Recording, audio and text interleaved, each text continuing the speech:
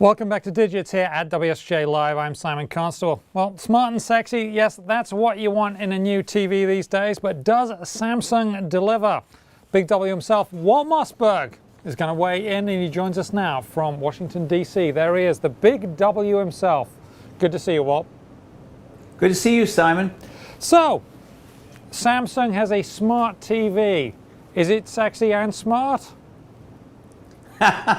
Well, you know, the goal of these smart TVs, which have been around for a few years, kind of getting a little bit better each time, is to spare you from having to plug in extra boxes like Xboxes and Apple TVs and Rokus and things like that to get your internet content, whether it's streaming video or music or photos or social networking or games or apps or whatever. It's all in the TV. The TV connects directly to the internet. You have one remote, you have one input, and all of that is kind of the holy grail, and all of that is present in this Samsung Smart TV that I tested, but not all of it works as well as it should. Okay, so specifically, what all of it doesn't work? There were a few things. One is Samsung is trying something new with its latest series of smart TVs called Smart Interactions, which means you can use gestures or voice to control the TV, and I found those things were, just so-so. They worked some of the time, they didn't work other times, and I couldn't imagine really relying on them to control the TV. They have a new kind of remote that uses a touchpad, like on a laptop. Again, I found it actually in some cases less efficient than using an old style remote. But most importantly, the apps themselves, Facebook, Twitter, the web browser, were kind of stripped down, crude apps that I found pretty unsatisfying. The biggest strength to me in the apps, on the app side, were the apps that were TV-like.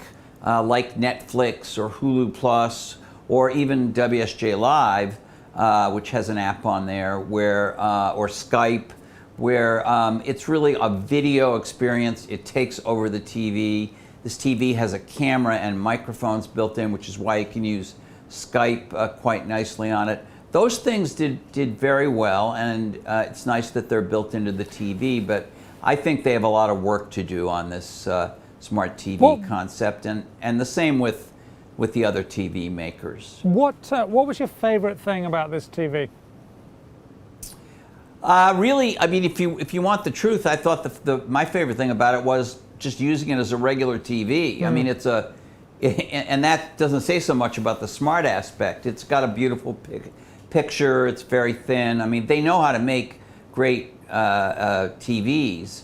The smart part, I just think wasn't as well designed as some of these add-on boxes like Xbox or Apple TV, and they really need to get that level of sophistication and smoothness right into the TV if the whole package is going to work. So my understanding is that it's quite pricey. I mean, that's another thing that would seem to me to be a bit of a hurdle for a lot of people. That's right, Simon. Since in Samsung's case, the smart TVs that have the built-in camera and mics, which are the top of the line ones, go all the way up to about $9,000. And even the 46-inch one I tested, which is the smallest one with the camera and mic built in the top of the line range that they have, cost about $2,000 on the street. And you can get and they were selling a 46-inch, also a smart TV, but without the camera and mic, for under $1,000. So it was about double to get these smart interaction features. And so, yeah, you're right. It can be expensive. Yeah, that sounds expensive. So not so smart, but maybe it is sexy. And we'll leave it there. Thank you very much. The Big W himself, Walt Mossberg, coming to us there from Washington, D.C. And you can read more of that column on WSJ.com.